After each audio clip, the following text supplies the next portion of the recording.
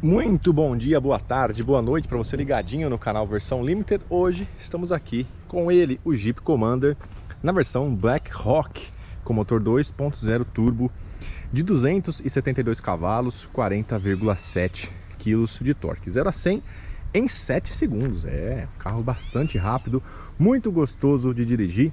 Eu já adianto que para mim o Commander é o melhor carro da plataforma Small Wide vendido aqui no Brasil. Gosto muito do comportamento do Renegade, mas o que esse carro melhorou de comportamento dinâmico em relação ao Compass, né, que é basicamente de quem ele deriva, é uma coisa bastante interessante, muito boa mesmo.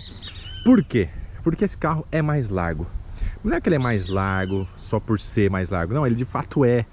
A bitola dianteira é mais larga, 2 centímetros a mais. A traseira também é 4 centímetros a mais.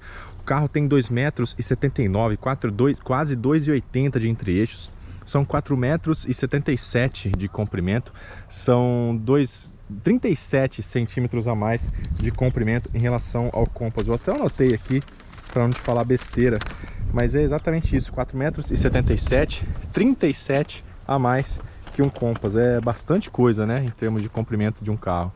37, quase 40 centímetros a mais. Bem, essa versão aqui, hoje, dia 12 de maio de 25, tá saindo por 335.990, mas a gente sabe que a Jeep, né, o Grupo Stellantis, na verdade, qualquer marca do Grupo Stellantis, é muito forte na venda direta no CNPJ, então esse preço de tabela dificilmente será o preço efetivamente praticado pelo carro no balcão da concessionária. Então pode assustar, esse preço de fato assusta. 330 mil, quase 340 mil num carro que não tem nem câmera 360. Isso é um pouco puxado para mim, é uma das principais falhas de equipamento que esse carro tem.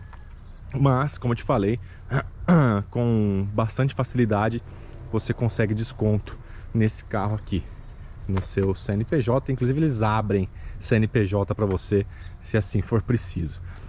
Bem, desculpem um pouco pela tosse. Além de estar um clima bastante seco aqui no interior de São Paulo, na Grande Monte Azul Paulista, eu já gravei 3 vídeos antes desse que eu tô gravando para vocês agora. Vamos lá então. O que muda aqui na Black Hawk? Como você identifica a Black Hawk na rua? Bom, primeiramente que ela tem apenas 3 tons de cores: branco, preto, a única cor sólida. Aliás, tem 2 tons sólidos: o preto, um cinza. Esse cinza Stingray é uma cor especial, adiciona R$3.000 ao preço. E tem também o branco perolizado, que também adiciona R$3.000 ao preço. As demais, o primeiro tom de cinza, um cinza mais escuro, e o preto, não adicionam custo extra. E todas as cores, à exceção do preto, vão ser bicolores, né? O preto vai ter teto preto, com a cor preta não fica bicolor, mas as demais, o Commander sempre traz teto na cor preta. Percebam como algumas características dessa plataforma Small Wide não mudam, né? Não mudam em relação a todos eles. Esse para-brisas aqui, a única exceção é o Renegade, né? O Renegade tem essa coluna A mais vertical, mas Rampage, Toro, Commander e Compass, todos eles vão ter esse mesmo para-brisa, esses mesmos limpadores aqui. Inclusive esse limpador de para-brisas que não fica escondido, né? Ele fica bem à mostra aqui. Isso é uma coisa que a indústria já resolveu. O design já conseguiu esconder um pouco melhor os limpadores de para-brisa, especialmente nesses carros com esse aspecto mais de luxo, né? Então isso aqui me incomoda um pouco, e é um indício já da idade do projeto dessa plataforma, que data lá do início da década de 2010 com o Fiat 500L, né? Então é uma plataforma que está dando lugar à nova modular da Peugeot. O novo Compass já foi apresentado aí nela, e em breve os demais produtos que derivam do Compass, né, da Small Wide, serão devidamente atualizados. Mas uma nova geração do Commander, geração mesmo, estamos falando aí talvez de 2028 ou 2029, portanto ainda tem bastante lenha para queimar esse carro aqui. Bom, a versão Black Hawk, de lista de equipamentos, elas são todas muito parecidas desde a Overland, a partir até da Limited já é bastante igual, bastante recheado de equipamentos. O que a Black Rock muda são detalhes estéticos.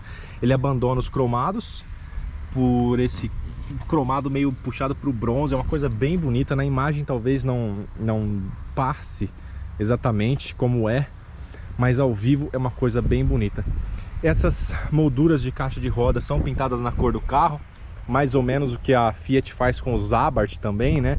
Nos demais Commander, aqui isso não é pintado na cor do carro, né? Essa parte aqui é um tom mais preto. E aí parece que o carro é mais alto. Aqui ficou o contrário, parece que o carro é mais baixo. O Commander, as letrinhas, tem também um tratamentinho diferenciado aqui. Esse friso na base, não é bem um friso, né? É só mais um detalhe mesmo em Black Piano. O teto, como eu te falei, é Biton. E aqui esse arco dos vidros, né? Nos demais Commanders seria cromado. E aqui é Black. Mas eu gosto muito da solução de... Ah, outro detalhe também da Black Rock exclusivo: pinças de freio vermelhas, tá? Essas rodas são aro 19, com pneu na medida 235/50. O design dela é comum também, a nova... Essa roda não é exclusiva, né? Ela tá também no novo Overland 2.2 diesel, né? O que é exclusivo é a pinça vermelha. A pinça vermelha só o Black Rock tem.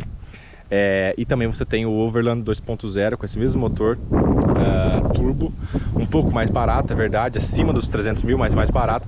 De fato, a Black Rock não me faz muito sentido, porque ela custa muito mais caro e os detalhes são realmente estéticos. De mecânica e equipamentos é igual. A exceção dessa pinça vermelha, que também não acho que faça muito sentido. Você pode fazer esse Chrome Delete numa estética automotiva depois, né? De fato não me parece fazer muito sentido o Black Rock. Bom, o que eu tava falando? Como eu acho bonita essa traseira do Commander. Pra mim, bem mais bonita que a do Compass também. Eu gostei muito como eles fizeram esse terceiro volume aqui, né? Não seria nem um terceiro volume, seria o fim do segundo volume, né? Como eles foram felizes aqui em fazer esse arco do vidro clássico aqui, né? Com essa descida. O que você costuma ver atualmente? A linha de descida do vidro subir da base para o teto. Aqui não, ela desce do teto para a base. Uma coisa muito clássica, de muito bom gosto. Eu gostei muito desde quando o Commander foi lançado. Lá em 2021, né, que o Commander foi lançado. Outra coisa também, ó, que é de série. Percebam que os vidros da traseira, eles têm um tratamentinho extra aí de contraluz. Ó, percebam que aqui os da frente são mais transparentes e os de trás, isso aqui não é película, isso aqui é de série do carro, é assim mesmo. Esse carro não é blindado, não é nada, esse carro tá como saiu da fábrica. Ele tem um tratamento extra aí contra a luz do sol, a favor, né, de proteger da luz do sol. Mas voltando aqui para a traseira, eu acho muito bonita essas lanternas interligadas aqui. Ficou um aspecto classudo, uma coisa bem bonita mesmo. Gosto das saídas duplas aqui, da ponteira dupla de escape da versão 2.0 turbo. Aqui você nota a única câmera que esse carro tem é a de ré, ele não tem câmera 360. Aqui é o esguicho do vidro e a antena Shark aqui em cima. A chave está no meu bolso. Você pode não apenas dar partida remota no carro, apertando aqui, né, 2 vezes, como você pode abrir porta-malas por aqui também, além de abaixar todos os vidros segurando aqui o botão na chave. Pronto, abaixou os vidros. Espera aí que minha cola tá querendo invadir o cenário. Bem, aqui obviamente é um carro de 7 lugares. O Commander agora tem uma versão de entrada, né?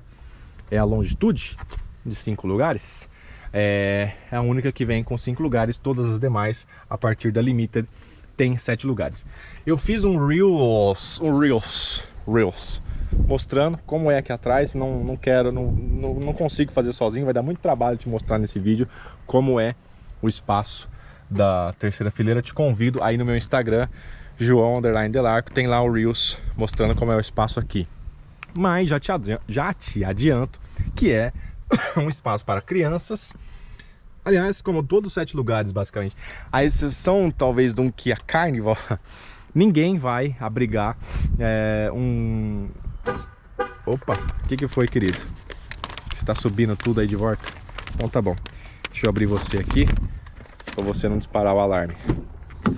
Ele tá falando, ó, você abriu os vidros e não entrou no carro, o que tá acontecendo? Aí ele subiu de volta. Voltando, deixa eu abrir aqui, ó. Entre eixos de 2,79, né? 16 a mais que o Compass. Foi isso que eu anotei aqui, exatamente isso. 16 a mais. A porta também, ó, bem maior que a do Compass. Enfim, de proporções, esse carro é bem mais interessante que o Compass realmente. Deixa eu colocar a nossa colinha aqui, não vou precisar dela agora. Daqui a pouco a gente volta para ela para te mostrar outros dados que eu achei interessante anotar. Mas aí como funciona? O banco não dá cambalhota, igual do Trailblazer, igual do Spin. O máximo que você vai conseguir fazer, tá vendo que tem a setinha aqui, ó, ele se move inteiro, né? Tanto a inclinação do encosto como o assento. E aí você tem acesso aqui à terceira fileira. Mas o que me incomodou não é nem assim, ele tem altura pro teto, ele tem largura. O que me incomoda é que olha como tem a diferença de altura do assoalho aqui, né? Olha onde tá o assoalho aqui, tá bem lá embaixo. E aí ele sobe e fica na altura do banco aqui. Então você fica com a perna muito arqueada, né? Muito flexionada. Isso incomoda muito quem tem maior estatura. Crianças, pessoas mais baixas vão se incomodar, obviamente, mas vão menos. Quem tem mais de 1,60 m até, eu diria, eu tenho 1,77 m, mas pessoas acima de 1,60 m acho que já fica até um pouco desconfortável de longas distâncias. Mas, poxa, o banco tem suede até aqui atrás, tem porta-lata, só não tem ventilação, né? Poderia ter uma ventilação aqui no teto ou mesmo na coluna, que não tem. Só a saída de ventilação vai ter aqui atrás. Ó. Você consegue ajustar a intensidade do ventilador, mas não a temperatura do vento. Então não é uma terceira zona, é só uma saída mesmo. E aí fica um pouco comprometido o conforto nesse aspecto, né? Se tivesse uma saída de ventilação, acho que ficaria mais digno, mais humano. Mas não tem, enfim. Tem iluminação aqui do porta-malas, o step vai aqui embaixo, do tipo temporário, não é quinta roda. E aqui você ainda tem um espacinho para alguma coisa, macaco, chave de roda e também a redinha aqui do porta-malas para você usar quando esses bancos estiverem rebatidos dessa maneira. Opa, tem que abaixar o encosto aqui, ó. Mais difícil fazer com uma mão só, fazer com as duas mãos é bastante fácil. E aí fica embutido mais ou menos no assoalho, né? Não é exatamente aquele banco embutido igual era da Zafira, que ia para baixo do assoalho. Não, ele fica para cima do assoalho, mas pelo menos não forma degrau aqui, né? E muito menos não é aquela coisa horrorosa do SW4 que fica pendurado aqui, parecendo que tá voltando da feira, né? É uma coisa mais bem trabalhada. Lá no SW4 é uma coisa, me parece muito... Vamos falar a verdade, parece gambiarra, né? Os 7 lugares do SW4 é uma coisa que eles poderiam rever isso, quem sabe. Bem, o tanque tem 60 litros. Esse carro é apenas a gasolina, tá? Esse banco também te dá acesso, né? Ele é rebatido 60, ele é bipartido 60/40 aqui. E também ele tem trilho, né? Dos dois lados, então isso não interfere em nada. O som é assinado Harman Kardon, 450 watts, 9 alto-falantes, um subwoofer. Aqui, ó, tem suede no painel também. Ele tem vários easter eggs, né, em relação ao histórico da Jeep, olha. Tem aqui no para-brisa, aqui, ó. Tem um Jeepinho aqui, o original da década de 40, da guerra. Ele tem também, deixa eu abrir o capô para te mostrar o motor. Vamos lá. Esse capô não tem molas a gás, só vai ter mesmo a varetinha. Vamos lá. E é pesadinho, tá? É pesadinho, ó. Tem aqui uma serpentinha tem aqui, ó, quer ver, eu tinha achado aqui, ó, tem o Falcão Negro, o Black Hawk, e aqui tá o 2.0 T4 Hurricane, 272 cavalos, 40 kg de torque, que é mais potência e mais torque do que, por exemplo, o 2.0 turbo do Equinox, que a galera sente tanta saudade. É um motor bem forte, bem potente, tá? Aliás, cabe dizer, né, como evoluíram bem os motores 2.0 turbo quando o assunto é substituir os V6, né? Esse motor é um espetáculo. O 2.0 é A888, né, da Volkswagen. É um espetáculo também. O 2.0 turbo de 250 cavalos, 253, né, de Maverick e Bronco, também um espetáculo aquele motor. Então assim, os motores 2.0 turbo nesses carros com menos de 2 toneladas aí, esse carro tem 1.800, ainda é um carro bastante pesado, né, 1.800 quilos, mas mesmo assim, carros mais leves, no próprio Compass, né, fica um espetáculo para andar. 0 a 100 na casa de 7 segundos, tá excelente. E consegui fazer na cidade, não conseguia ferir consumo de uma maneira adequada, porque peguei muito trânsito, mas na estrada com trânsito livre, esse carro conseguiu fazer mais de 12 por litro, achei muito bom. Bem, vamos entrar então no Commander, vamos dar uma voltinha nele, pra gente ver qual é que é da partida aqui. Lembrando, né, quadro de instrumentos digital de 10.2 polegadas, a central multimídia de 10.1 polegadas. Deixa eu diminuir um pouco aqui o vento. Teto solar, né, do tipo panorâmico que eu te mostrei lá fora. Olha lá, ó, vai até lá atrás. E o teto abre também aqui, né? Ele não abre todo, mas é uma abertura bem boa. Eu vou deixar fechado porque a gente vai de ar ligado. Vou fechar também aqui a cortina. O ar condicionado tem 2 zonas e você consegue, ó, controlá-lo tanto por botões por aqui como pela própria tela, né?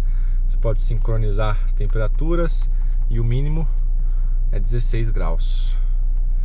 Vou aumentar um pouco aqui a velocidade do vento, recirculação, posições, enfim, tá tudo aí. Obviamente, 4 vidros elétricos, sensor crepuscular. A chave de seta eles não conseguiram ainda dar um jeito na malemolência dela. De vez em quando você vai dar seta, você dá um lampejo de luz alta sem querer. Então poderiam rever isso. E isso é desde que o Compass e o Renegade foram lançados no Brasil em 2015, né? Bem, a transmissão tem 9 velocidades. A reduzida é aquela primeira engatada eletronicamente, né? Uma primeira um pouco mais de uma relação mais curta. Assistente de descida em rampa. Aqui a reduzida, perdão, aqui é só o 4x4, né? Aqui tá no modo automático. E diferentemente dos diesel, né, dos antigos Trailhawk, ele tem menos modos de condução aqui. Lama-terra, ó. Ele dá artezinha no painel, ele já trava, adiciona o 4x4. Ele também desliga o controle de tração. Tem o Snow, que aí no caso ele mantém o controle de tração ligado, mas o 4x4 ainda acionado. E no automático ele mantém o controle de tração ligado e o 4x4 desligado. Certo? Bem, ele tem o auto hold aqui, porta-copos, aliás, porta-copos aqui, né? E aqui um porta-objetos. Você consegue tirar essa parte e ter acesso a um compartimento lá embaixo. Os bancos não tem ventilação, tá bom? Outra questão aí de lista de equipamentos que eu achei que poderia ter. Não tem não, o banco não é ventilado. Volante revestido em couro, retrovisor eletrocrômico, tá? E aqui por dentro, menos cromados, né? A exceção da maçaneta, que nem é cromado, né? Só um pintado de cinza, mas todos os cromados basicamente saíram em prol desse tom mais escuro. Mas o acabamento aqui com esse suede dá um charmezinho a mais. E eu gosto muito dessa disposição da central multimídia. Bem mais, eu gosto disso bem mais do que da Rampage. Na Rampage eles quiseram trazê-la mais para baixo, deixar ela mais aqui, ó. O carro parece mais estreito do que de fato é. Não gostei da posição da multimídia da Rampage, prefiro do jeito que eles fizeram aqui no Commander e no Compass, certo? Bem, deixa eu colocar vocês aqui e vamos passear na floresta enquanto o seu lobo não vem. Vamos lá. Ui, boa, quase que vocês vão de arrasta. Vamos lá. Agora sim. Agora sim. Peraí que eu não tô vendo. Aí, muito bem. Vamos lá. O diâmetro de giro 11,3 metros. É um diâmetro razoável até. Não achei muito difícil manobrar com esse carro. É bem mais fácil de manobrar com ele do que com a Toro, por exemplo. A Toro dá um pouquinho mais de trabalho para manobrar do que o Commander. São 20 centímetros de altura em relação ao solo. Esse carro não raspou em nenhuma valeta. E olha que tem valeta essa cidade, a tal da Monte Azul Paulista, hein? Meu Deus, isso é São Paulo também. Mas aqui eu não lembrava tanto de valeta que tinha. Bom, o carro anda muito, né? Não tem nem o que falar. Ele é capaz de cantar pneu. Esses carros automáticos, né? O carro elétrico ele canta pneu com alguma facilidade e tal, né? Até porque muitos deles têm pneus com menos atrito, né? Um pneu com mais sílica, um pneu mais liso, vamos colocar assim. E aqui não, aqui dependendo do jeito que você acelera, se for uma subidinha, ele não hesita em cantar pneu não, é muita força, né? São mais de 40 kg de torque, 400 Nm. Então realmente é um negócio bastante interessante. Bem, eu gosto da maneira como o Commander se comporta, né? Da maneira mais sóbria e mais refinada. É nítido a maneira mais refinada de andar do Commander em relação ao Compass. E na minha concepção, muito, se não tudo, em função justamente dessas bitolas mais largas que o Commander tem em relação ao Compass, esse entre-eixos maior também, né? Então imagina que o carro é um alicerce, né? A plataforma é um alicerce. O alicerce do Commander, do Compass é esse, e o do Commander foi alargado em todas as dimensões, lateral e comprimento. Então você deixou o carro mais assentado, né? O carro mais conversando melhor com o chão. É uma coisa muito interessante. Os freios muito bons também. É aquela coisa que eu costumo comentar, né? Eu gosto de freio que já tem uma atuação bacana nos primeiros % aqui, né? No comecinho do curso do pedal. Isso eu gosto bastante. Outra coisa, agora falando do que eu não gosto. Bem, o que eu não gosto é que ele não tem memória das coisas que você regula. Então toda vez que você desliga o carro, quando você ligar novamente, vai estar tudo ligado. Quais sejam essas coisas? Start, stop. Manutenção em faixa, aqui ó, vou te mostrar a manutenção de faixa dele. É uma coisa meio ping-pong a manutenção de faixa dele. Ele não ó, tá vendo? Ele não centraliza na faixa.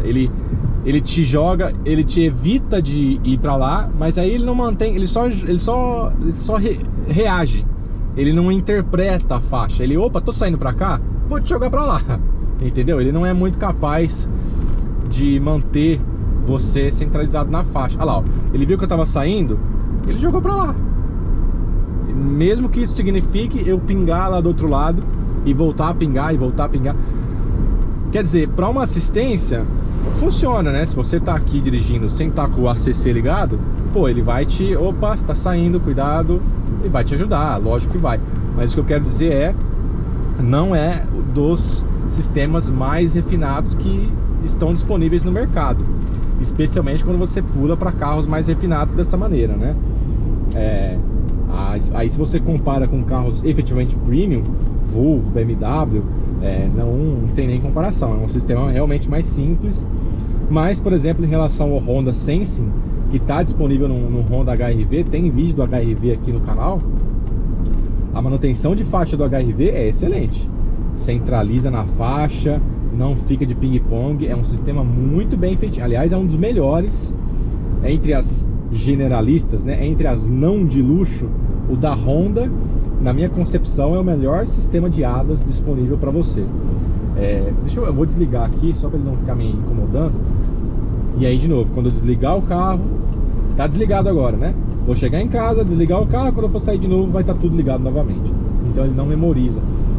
Confesso que aí caberia uma apuração um pouco mais criteriosa. Eu não coloquei aqui os perfis de condução, né? Tem aqui o perfil 1, perfil 2. Aí não sei se ajustando esses perfis de condução ele vai memorizar. Mas desse jeito mais toque me voe de usar o carro, ele não memoriza não. Se tá desligado, quando você ligar de novo, ele vai ligar. Mas é isso, né? É um carro muito bom de usar na estrada. E tem uma retomada muito boa. Transmissão, essa de 9 marchas, conversa muito bem com o câmbio. O carro aqui, ó, eu tô a 110 km por hora. Ele tá em 6ª marcha. Vou colocá-lo em 9ª. Ó, ele tá em 9ª marcha agora. Deixa eu voltar o painel aqui no conta-giros. Ele tá ronronando a 1500 RPM, a 115 por hora. Ele tá ronronando, parece um V6. É impressionante, cara. É um acerto muito bom. Para economia de combustível para longas distâncias, assim, é excelente esse câmbio de 9 marchas. Gostei muito. Ó, eu tô a 110 por hora. O carro tá ronronando, cara. Ronronando a menos de 1500 RPM.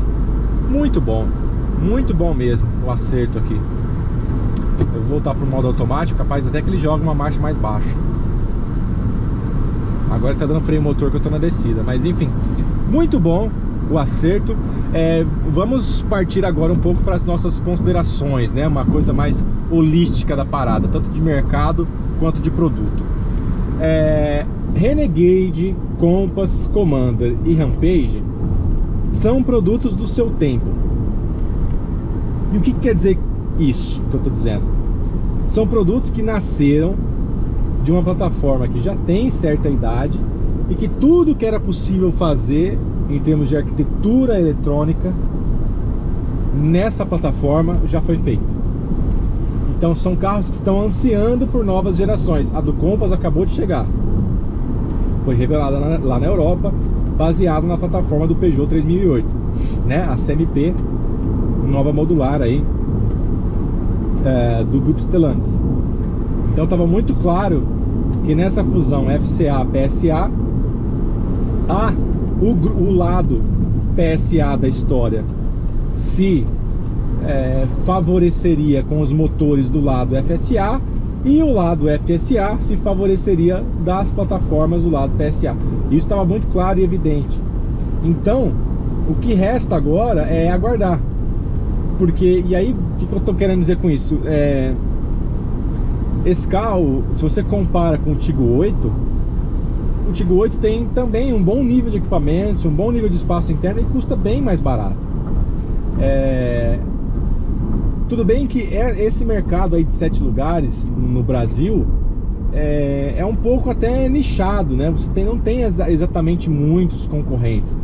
Você vai ter ali os SUVs de chassi com carroceria por cima, Trailblazer, SW4 e Pajero, que são bem mais brutos, né? São carros mais barulhentos, carros menos confortáveis, obviamente muito mais robustos também em contrapartida, mas não dá para comparar o comportamento dinâmico de um Compass, perdão, de um Commander desse aqui.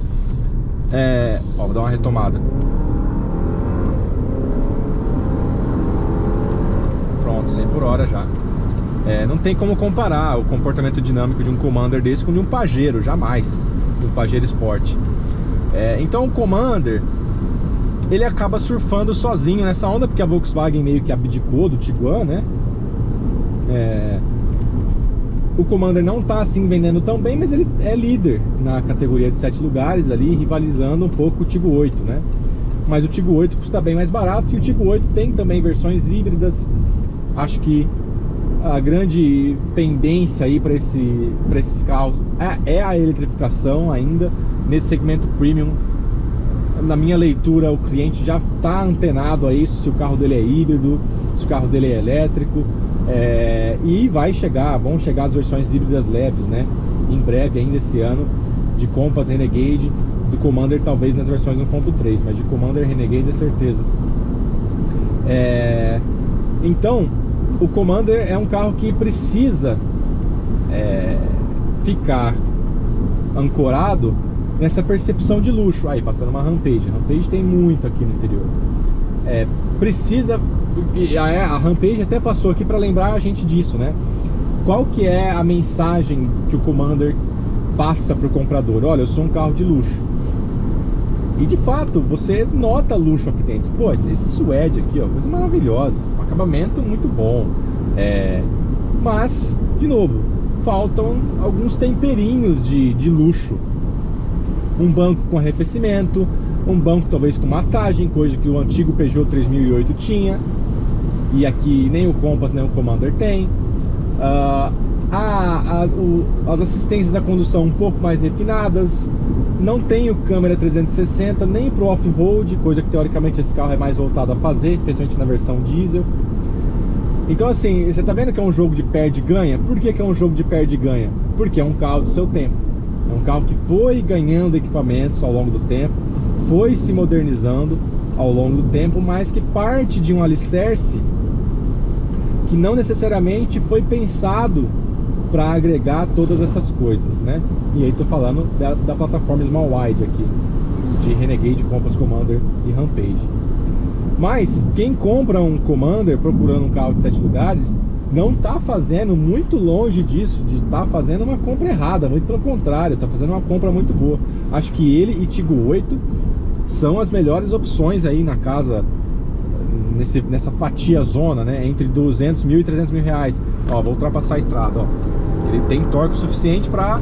Já estava acabando aqui a faixa pontilhada e mesmo assim deu tempo. É muito bom. Esse carro é muito bom de chão mesmo, 2.0. Então, Commander e Tiggo 8 são os que fazem sentido mesmo nesse segmento. E nadam de braçada. Só que aqui no caso do Commander, eu acho que quem agora, pra mim, eu não andei ainda, mas a versão que mais faz sentido é a nova 2.2 Turbo Diesel, que tem 220 cavalos. Se você quiser a 2.0, não venha para Black Rock, acho que não faz sentido. Pega a Overland. Ótimo, já tá ótimo, porque você vai levar tudo isso aqui. Só que você vai levar a mais aqui pela Black Rock são detalhes estéticos que, na minha concepção, nem sei se faz o teu gosto. E se fizer, de novo, por exemplo, Chrome Delete, você consegue fazer num aftermarket.